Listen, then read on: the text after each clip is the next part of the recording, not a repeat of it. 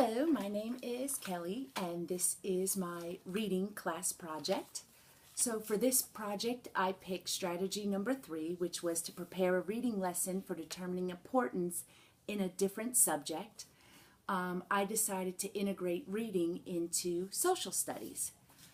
So for this lesson, I based it on a second grade classroom. My unit would be about heroes, but as I was doing it, you can also even associate it and do a unit on Black History during Black History Month if you wanted to. But like I said, I did this on heroes, and my lesson title would be called Rosa Parks. The standard I used for this is SSP HPU3, and its historical perspective. Students will understand that history has been impacted by significant individuals and groups. So that's the standard that goes with this second grade lesson. And I wanted to start my lesson with a hook. So what I thought is maybe when the kids come back from lunch, I would have the classroom set up like a bus. I would have 2 seats in a row and, make as many rows as I needed to go back so that it was like the children were on a bus. And when they sat down, I would explain to them that they've been in school all day and they've been taking tests and they're just really tired and all they want to do is go home. So they get on the bus and they're really tired. But then I come on the bus and I would pick a student, one that's not sensitive or gets their feelings hurt very easy. But I would go up to a student and I would say, "Let me have your seat."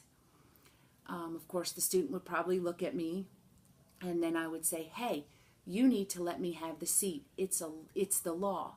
People in black shirts have to give up their seat for people in white shirts," or whatever color shirts we were wearing at that time. And then when he didn't, I would, go on, "Hey, you have to do this or you're breaking the law." And then once he got up, I would tell the students that we are going to be learning about Rosa Parks, and that is what Rosa Parks is known for. She is known for not giving up her seat on the bus. So for this lesson, I picked the book, I Am Rosa Parks. It's by Brad Meltzer, and it was actually copyrighted in 2014, so it's kind of a newer book. So I Am Rosa Parks. I am Rosa Parks. Growing up, I was small for my age. I was sick a lot too, since we didn't have money for a doctor. But that didn't mean I was weak. When I was 11, as I was walking home from school, a boy on roller skates came zipping by and shoved me. He thought I'd be an easy target. To his surprise, I turned around and pushed him back. I knew fighting was wrong, but I didn't want him picking on me again. His mother saw what happened. She was mad that I pushed him. "Did you just push my son?" But you know what made her even madder? I was black and her son was white. She immediately started yelling, "I'll have you put in jail. You'll never get out again." No question it was scary. But my mother and grandmother taught me to respect myself and to expect respect from others.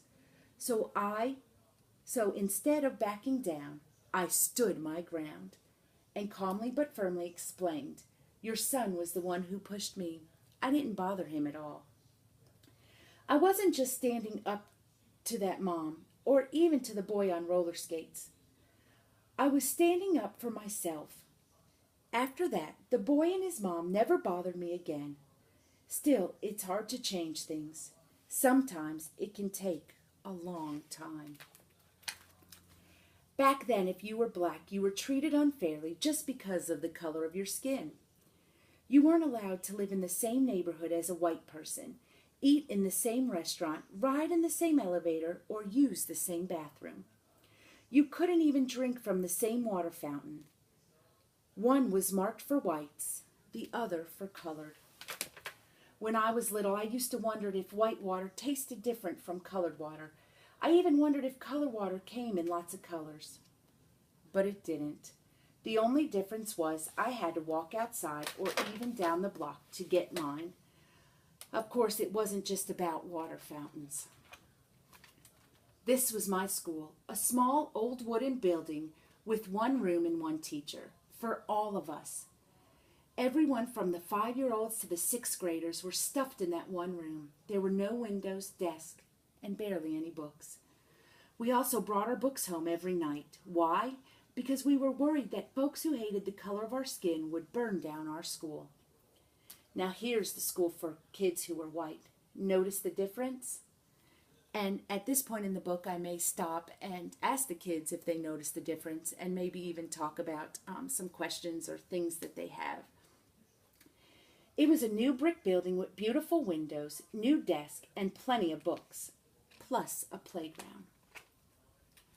Also, if you were black, you had to walk to school. If you were white, you got to take the bus. The worst part was, when I'd walk home with my brother, the kids on the bus would throw trash at us. It made me feel horrible. But there was no civil rights back then. The only solution was to move off the road. And really, what kind of solution is that? As I got older, things didn't change much. One winter, I was waiting for the local city bus. If you were black, you had a ride in the back.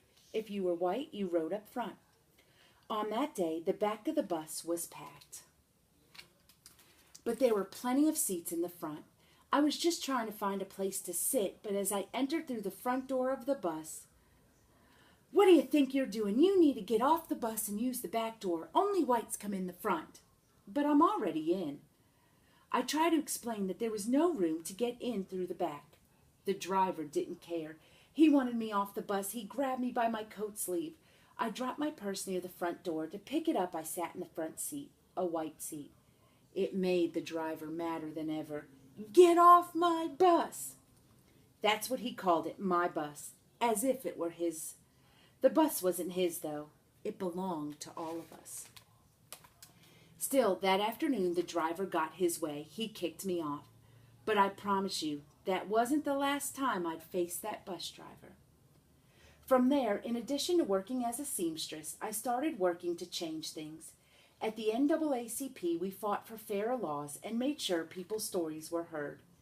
I also stopped using colored water fountains. I'd rather go thirsty than be treated so poorly.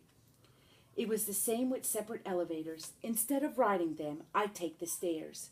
But as for real change, even I didn't know what was coming. It was the end of a busy Thursday. I was 42 years old and on the bus going home. This time I was sitting in the first row of seats that were allowed for black people. There was one man next to me and 2 women across from me. It was the same driver from before, the exact same one from all those years earlier. At the third stop, a few white people got on, filling the rest of the empty seats. There was one white person left standing, so the driver told those of us in my row, "Let me have those front seats."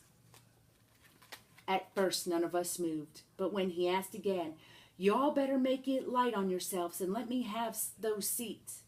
The other 3 people got up. I stayed where I was. Sliding over to the window, I thought about what he was demanding. He wanted to take my seat away. He wanted to give it to that man. Why? Because I was black and the man was white? I knew what the rules said, but I also knew in my heart that's not how you treat people. Without a doubt, the driver was mad, but I never lost my cool, never raised my voice. "Are you going to get up?" No. People say that the reason I refused to give up my seat was because I was tired, and I was. But it wasn't the kind of tired that came from aching feet. The only tired I was tired of giving in. Before me, there were other brave women who refused to give up their seat. Still, on that day, for violating the rules of Montgomery, Alabama, I got arrested. But by standing up for myself, I ignited a movement. From there, the Montgomery bus boycott began. For 381 days, that's well over a year, all blacks in the cities and even a few whites refused to ride the public buses. Finally, the rules were changed. Public buses were no longer allowed to separate people based on the color of their skin. That was only the beginning. Eventually, we were allowed to drink from the same water fountains, ride the same elevators, and yes, go to the same schools. In the Declaration of Independence, Thomas Jefferson wrote that we are all created equal. Finally, the nation was starting to act like it. Of course, that didn't mean the fight was over. There were thousands of other people just like that bus driver. But after hearing how I didn't give up my seat, there were now thousands more people just like me, together, inspired, and committed to justice. In my life, people try to knock me down, try to make me feel less than I was. They tease me for being small, being black, being different. Let me be clear, no one should be able to do that. But if they try, you must stand strong. Stand for what's right. Stand up for yourself, even if it means sitting down. Others will follow. I am Rosa Parks. I'm not a politician or a president or an actor or a famous business owner.